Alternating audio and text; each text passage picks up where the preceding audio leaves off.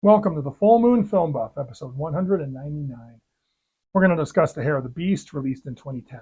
I rented this from Scarecrow Video. I had not seen this before. As always, we start with the prominent crew and cast. You can find links to a more complete credit list in the show notes. The film was directed by Philippe Gagnon, written by Stéphane J. Bureau and Pierre Daudelin, with the effects done by Hybrid. Now, since I don't speak French, I'm not well versed in Quebec cinema. That's going to affect these biographical sketches. I'll probably mispronounce names. Apologies in advance. I probably already have mispronounced names. Philippe Gagnon frequently works with modest budgets, relying on practical effects, location shooting, and local talent to deliver entertaining, mostly directing TV movies. Stéphane Bureau had a short 6-year career. This is Pierre Daudelin's only writing credit. However, he has had a nearly 3-decade-long career in the camera and electrical department, working as a gaffer, best boy, electrician, and lighting tech. His high-profile projects include Confessions of a Dangerous Mind, The Day After Tomorrow, Death Race, Punisher Warzone, Arrival, and Moonfall. Hybrid FX, originally founded as Hybrid Technologies, is a Montreal area visual effects studio. The company was established in 1991 by Pierre Raymond, Sylvie Talbot, Daniel Leduc, and Michelle Murdoch. It focused on R&D and digital imaging tools before expanding into film and TV work. Early projects included television effects and commercials, but Hybrid quickly moved into film work, including Robert Rodriguez's Spy Kids series, Sin City, and 300. In July 2008, Hybrid was acquired by video game publisher Ubisoft.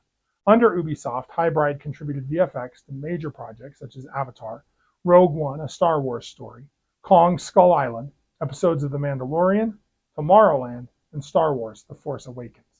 The cast includes Guillaume Lemay-Thivierge as Joseph Cotte, aka Pierre Brind'Amour, and Viviane Audet as Marie Labotte. Guillaume Lemay-Thivierge began his career in the late 90s with small TV roles before breaking out in the early 2000s. Viviane Audet began her acting career in the 2000s before gaining wider recognition in the early 2010s. I really enjoyed The Hair of the Beast. It is a fun, historical romp with solid effects and unfortunate CGI. If you want a solid B-movie with a French-Canadian flavor, it's worth a watch. It's cheesy and predictable, perfect for a casual monster night. So yeah, I recommend it, but with one huge caveat. It is extremely tough to track down in English. I had to rent it on DVD, then locate a subtitle track online and add it to the MV4 I burned. I think you might be able to use a VPN to stream it, since it can be streamed in French in Canada and Switzerland. This is the part where most YouTubers would drop into a sponsorship, but I don't have one, so use the VPN of your choice. Hopefully one day it will get a broader audience, but I'm not holding my breath. So let's cover the synopsis. Set in New France, aka colonial Canada, we start with the story of Father Brind'Amour defending a church against a werewolf attack. 20 years later, in 1665, Joseph Cotte is arrested while engaging in a little adulterous sexy time. He escapes hanging and flees into the wilderness, where he finds a dead priest and steals the man's identity. There is a side plot about a pair of sisters, Marie and Sophia Labotte, fresh to the colony and hunting for husbands. Joseph finds a house seemingly abandoned in the middle of a meal, food he eagerly wolfs down. Something pursues him in the night woods before he knocks himself cold on a tree. He's rescued in the morning by villagers who are being terrorized by a vicious werewolf. The villagers believe Joseph is Father Brind'Amour, here to help them in their hour of need. Joseph accidentally stabs himself in the leg trying to save Arlene, the foreman. It turns out the priest, whose identity Joseph stole, has a bag with a monster-hunting journal and a pretty sweet crucifix-firing hand crossbow in it. Also, Marie and Sophia, plus 5 other young ladies and a nun, arrive in the village. Sophia breaks out of the chapel to try to jumpstart a relationship with one of the local lord's sons. That night, Joseph tries to slip away. Maria sneaks out to find her sister, and Joseph cannot give up his seductive ways, so he hooks up with Marie. Sophie runs into the werewolf. The villagers now think Joseph was bitten in the last attack, his leg wound, and he is now a werewolf, so they catch him, intending to burn him at the stake. They plan to wait until night, and he transforms to make sure they aren't killing an innocent man, which is honestly decent of them. Arlene's wife makes the trek back to Montreal to get help. Turns out that the werewolf didn't actually kill Sophia. It captured her and is keeping her prisoner. The villagers find Joseph's monster-hunting journal and realize that he is not the werewolf, but not before the werewolf attacks. They manage to untie him, and Joseph shoots and kills the werewolf, who turns back into one of the Lord's sons. Rather than tell the Lord, who will kill them, they burn the body. We find out that Sophia is imprisoned in the Lord's basement. Joseph fully intends to bug out and save himself, but Maria convinces him to stay and help. Back in Montreal, the law is now back on Joseph's trail. Joseph and Marie get invited to the Lord's house for dinner and reluctantly go. They take the opportunity to attempt a daring rescue of Sophia. It doesn't go well. Soldiers show up just in time to save Joseph by arresting him. Unfortunately for the soldiers, the Lord's two other sons turn into werewolves and kill the entire unit. Joseph sneaks away in the panic. He finds Marie looking for him. The pair find the remaining villagers, the other women, and the nun barricading themselves into the local church. Joining them, Joseph kills one werewolf attempting to gain entrance. The other werewolf is stabbed to death by the entire group. Joseph buries the body of Father Brindamore and permanently takes on the identity of Brindamore himself. He and Marie head off together. Unfortunately, the werewolf transformation here is cheap CGI. This is not the high point of the film, and it's not the best work I've seen Highbright do. Setting that aside, I really like the fact that the three sons each had a different look. The oldest son is the most beast-like, running on four legs. The youngest son is the most human-like, just a hairier human. He also seems to enjoy being a werewolf the least. I don't know if they become more werewolf-like the older they get. The movie doesn't go into it. The film's approach to its werewolf mythology is frustratingly vague for that reason, steering clear of the rules defining Hollywood werewolf films since The Wolfman. We see hints of lore that stretch back to the very first cinematic werewolf, The Werewolf, and the short story it adapted. The core mystery, why Seigneur de Beauport's sons transform into werewolves, is left entirely unexplained. Is it a curse inherited from their mother? Did Seigneur strike some infernal bargain to preserve his bloodline or gain power in this harsh new world? Is Beauport himself afflicted, or merely the enabler who covers for his heirs? The film offers no answers, no origin scene, no whispered legend around the fire. This ambiguity isn't sloppy storytelling. The lack of backstory reinforces a class metaphor that we're going to talk about later. The sons are beasts simply because they were born into unchecked power. The rules of transformation and vulnerability are equally hazy, refusing to conform to the silver bullet full moon orthodoxy. We get no clear indication of whether the changes are voluntary, triggered by the moon, rage, or something else entirely. The werewolves appear to only shift at night, but control seems partial at best. They are instinct-driven, yet not mindless. Weaknesses are inconsistent and underplayed. Silver plays no apparent role. No one reaches for silver blades or bullets. Religious iconography is murkier.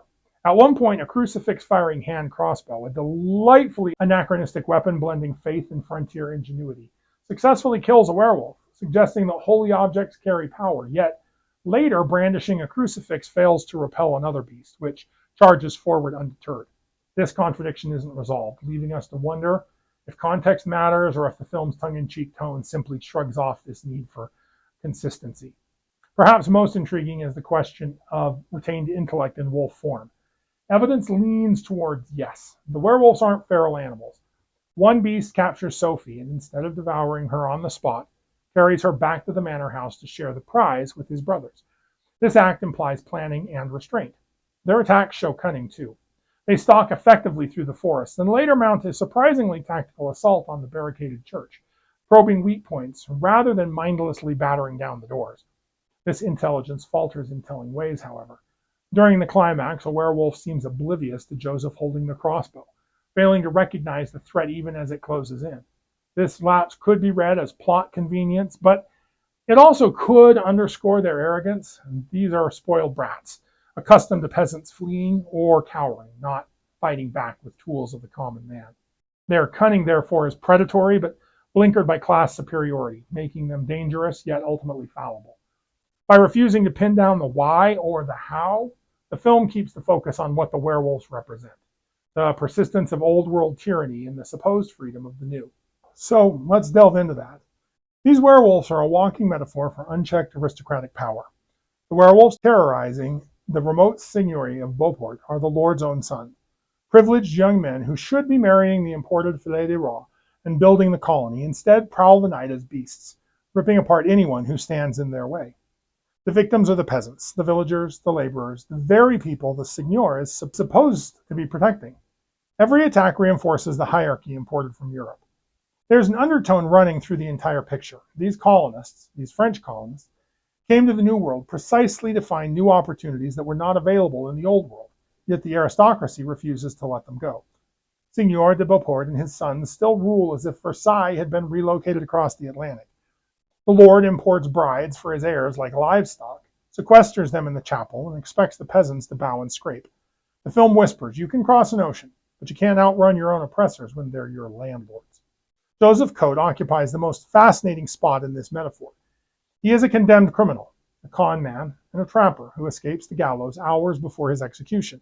He slips into the dead priest Father Brindamore's robes, grabs the legendary werewolf hunter's journal, and suddenly the villagers treat him as their savior. So why does a fake clergyman, a thief pretending to be a man of God, become the hero? Because the legitimate authorities have failed. The real hero priest is dead. The seigneur is protecting the monsters, his own sons. The church and the colonial state are either absent or complicit. His very illegitimacy is what qualifies him. In a world where the lords literally eat the peasants, more on that later, only the outsider criminal can break the cycle. Here's the omission that keeps the metaphor clean. The film completely ignores the indigenous people whose land this new France actually is. In 1665, the Huron-Wendat, the Innu, and the Abenaki, among other, real inhabitants with their own complex societies are nowhere to be seen. Including them would have muddled the neat class allegory.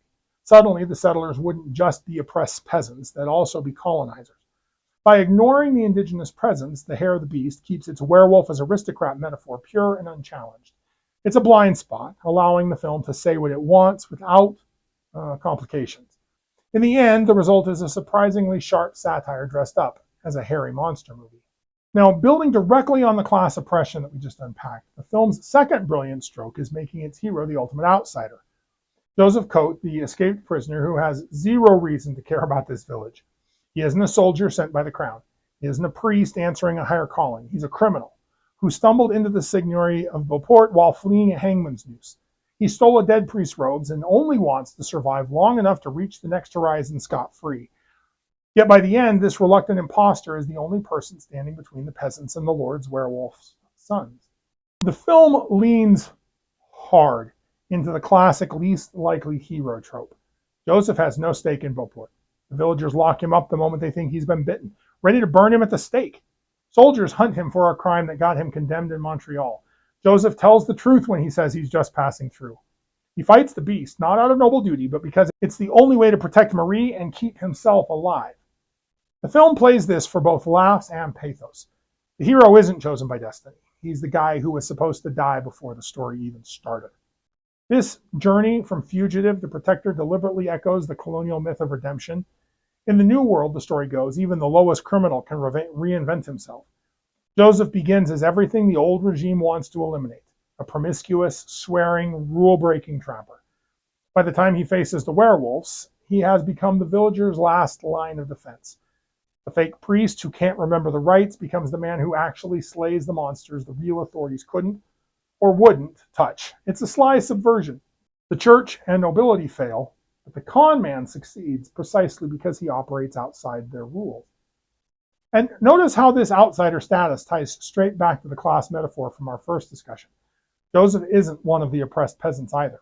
He's external to the whole feudal structure the settlers imported.